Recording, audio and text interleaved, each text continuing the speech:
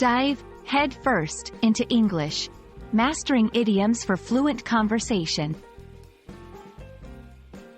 Hello, language enthusiasts. Today, we're going to leap head first into an interesting English phrase that you might have heard before.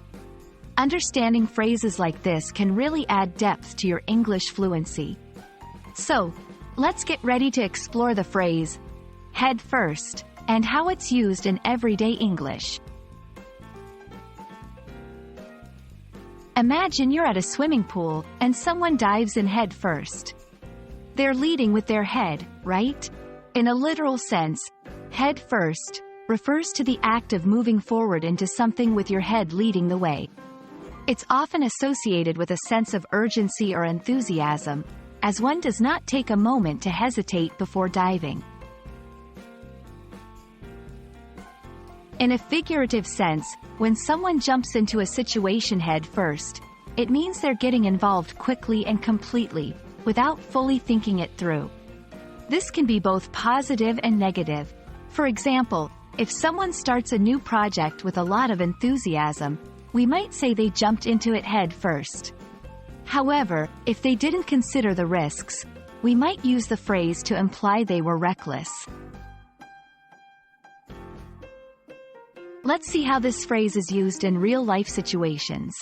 1. After learning the basics, he decided to go head first into advanced studies. 2. She fell head first in love, without knowing much about him. 3. They decided to start the business head first, without market research.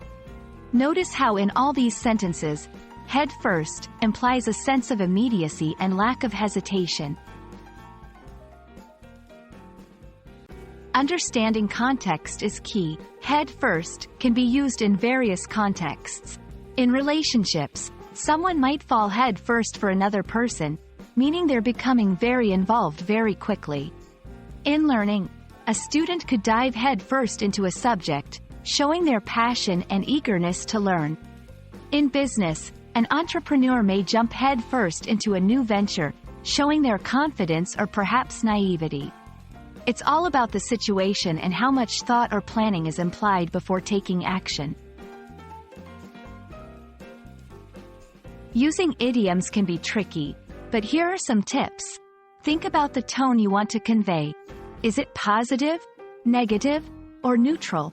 Consider the context. Make sure the situation matches the connotation of diving in without much planning. Use it when you want to emphasize someone's commitment or their rashness. Thank you for joining me today.